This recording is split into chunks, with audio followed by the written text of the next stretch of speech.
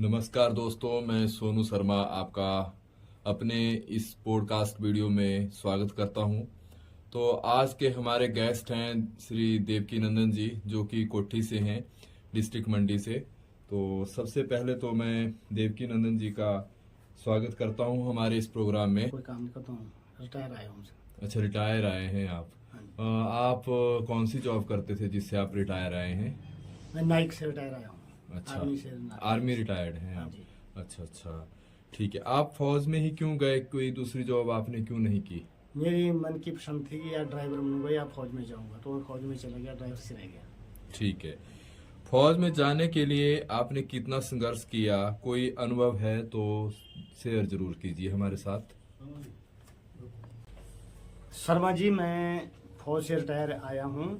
फौज से इसलिए रिटायर आया जल्दी कि मैं फौज में नौकरी कर रहा था। नौकरी करने के बाद ऐसा हुआ कि हम प्रोटेक्शन जा रहा था, मैं कर्नल साहब की प्रोटेक्शन में था और 5 आदमी थे। हम 5 आदमियों में से हम, जैसे मैं इस सीट पे बैठा हूँ, सीट पे पिछले वाले जो सीट थे, लड़का जो बैठा हुआ था, उस लड़के ने मेरे को बोला कि सर आप यहाँ बैठो मेरी जगह पे, मैं आपकी जगह बैठना चाहता हूँ। तो मैंने उसको बोला ऐसा कि मैंने बोला चल तू बैठ ले मेरी जगह के ऊपर, मैं पीछे बैठ जाता हूँ। तो मैं बैठ गया और वो मेरी सीट पे बैठ गया, मैं उसकी सीट पे बैठ गया।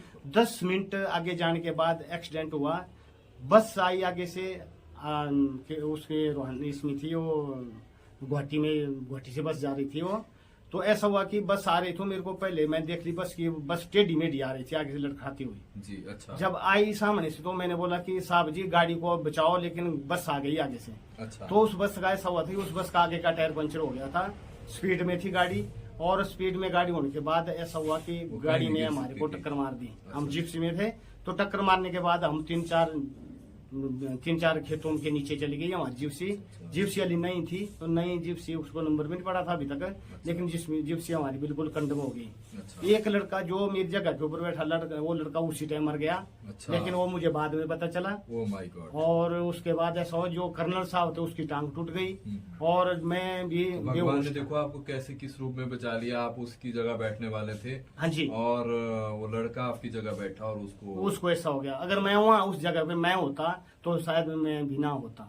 तो उस जो लड़का मर गया, मरने के बाद उसके माँ बाप आए, हमें तो पता नहीं चला, मैं तो बेहोश था। मेरे को तेजपुर हॉस्पिटल में ले गए। तीसरे दिन मुझे होश आई। जब होश आई तो मुझे बोला कि आप जो है अपने घर में टेलीफोन कर दो, क्योंकि आपकी तबीयत ठीक नहीं, आप नहीं बच पाएंगे। ऐसा से मेरे को डॉक्टर ने बोल दिया था। तो मेरे घर को 3 टेलीग्रामें भी दे दी थी, लेकिन तेजपुर इतने दूर था कि हमारे घर से कोई आदमी ना जा सका वहाँ। जब जा नहीं सका तो ऐसा हुआ कि तीसरे दिन जब मुझे होश आई, होश आने के बाद डॉक्टर ने बोला कि आपका ऑपरेशन होगा। तो होश आने के बाद जब डॉक्टर ने बोला ऑपरेशन होगा, तो मैंने बोला कर दो ऑपरेशन। तो उन्होंने ऑपरेशन किया, मेरे चेस्ट का ऑपरेशन किया। तो दो ऑपरेशन हुए मेरे यहाँ से। अच्छा। तो मैं बच गया। उस डॉक्टर का नाम था कैप्टन चारूपुर साहब, चारूपुर साहब था। तो उन्होंने मेरे को बचा दिया। मतलब काफी ज्यादा इंजरी हुई थी आपको? बहुत ज्यादा इंजरी, एक साइड की 5 हड्डियां टूटी मेरी, एक साइड की हड्डियां टूट गई थी, वो दोबारा जुड़ी। अच्छा। जब मैं ठीक हो गया, ठीक होने के बाद जब मेरे को फौज से भेज दिया घर को कि आप फौज की नौकरी नहीं कर पाएंगे, तब तो आपको सांस लेने में भी दिक्कत बड़ी दिक्कत हुई। की हड्डियां टूट गई मतलब सांस लेने में दिक्कत बहुत ज्यादा। मैं बड़ी बात सीरियस था, बचने की कोई उम्मीद नहीं थी। अच्छा। तो जब मेरे को काटागिरी करके फौज से भेज दिया घर को कि आप फौज के काबिल नहीं रहे, अभी आपको घर भेज रहे हैं। जब मैं घर में आया तो मैंने सोचा कि जिस भगवान ने मुझे बचाया, तो मैं क्यों ना उसका ज्यादा भजन करूं। भगवान की प्रेरणा मुझे शुरू से थी कि मैं राधे कृष्ण को शुरू से मानता था। ये तो आपका बहुत बड़ा अनुभव है कि आपको देखो, आपने जिस स्थान पर बैठना था उस स्थान पर कोई और बैठा और मौत उसको लेके गई और आप बच गए। हालांकि चलो आपको चोटें काफी गंभीर आई, आपको घर आना पड़ा। तो उसके बाद परेशानी भी रही होगी, बहुत ज्यादा परेशानी जी। मैं पानी की बाल्टी भी नहीं उठा सकता था। अच्छा। फिर मेरे को बोलते कि नौकरी करो, नौकरी कहाँ से करनी। मैं बिल्कुल अनफिट था, बिल्कुल। फौज ने मुझे परमानेंट अनफिट करके भेज दिया घर को। अच्छा। बल्कि फौज ने मुझे डिसेबिलिटी पेंशन भी दी है अभी। तो मुझे औरों से ज्यादा पेंशन मिलती है, जो मेरे नंबरी समझी थे उनसे ज्यादा पेंशन मिलती है, क्योंकि मैं डिसेबिलिटी पेंशन लेता हूँ। अच्छा। अब मेरे को ऐसा हुआ कि भगवान का सुमरन करने के बाद भगवान ने ऐसी प्रेरणा दी कि मैं इस भक्ति लाइन में 2003 से ही मैं मतलब जो है इस लाइन में पड़ गया था। अच्छा। और आज तक मैं यही चाहता हूँ कि मैं इस भगवान के जितने मर्जी भजन करूं, अपनी इच्छा से करता हूं। और बड़ा शौक होता है मेरे को, भाई मैं अपने बस भक्ति लाइन में रहूं।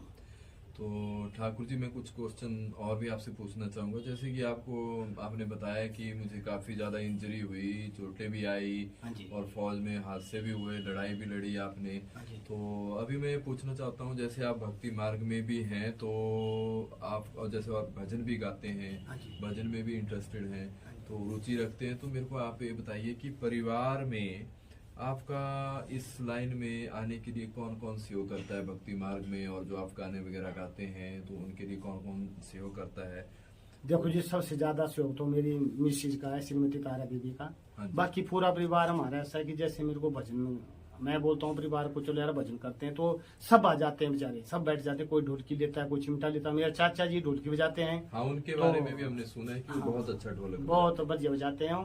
और उनको बुला लेता हूँ। और कोई कांसिया पकड़ लेता है, कोई चिमटा पकड़ लेता है, तो मैं हारमोनिया बजा लेता हूँ थोड़ा बहुत। तो ऐसे गाते हैं 2-2 घंटे 3-3 घंटे हम भजन करते रहते हैं। हारमोनियम तो आप काफी अच्छा बजाते हैं, ऐसा सुना है हमने। देखो जी, मैं अपने गुजारे लायक बजा देता हूँ। और एक बीएससी मास्टर थे, उनसे सीखा मैंने थोड़ा बहुत, सारे गामा पा धा नि सा।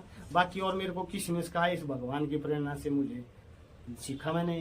बाकी ये इतना ज्यादा तो मैं अपने आप को समझता नहीं हूँ, लेकिन जैसे हमने सुना है कि आपका कोई नया भजन रिलीज होने वाला है, कोई मतलब फोक फीवर म्यूजिक करके आपका भजन रिलीज कर रहे हैं, तो आपने गाना भी गाया होगा शायद, तो बताएंगे कुछ? हाँ, रत्ती से जैसे स्टूडियो वाले हैं और सोनू जी हैं अपने ऊपर से ध्यानी से ये, तो उनके साथ में अभी जुड़ा हूँ मैं। मुझे बड़ा अच्छा लगा उनका व्यवहार है।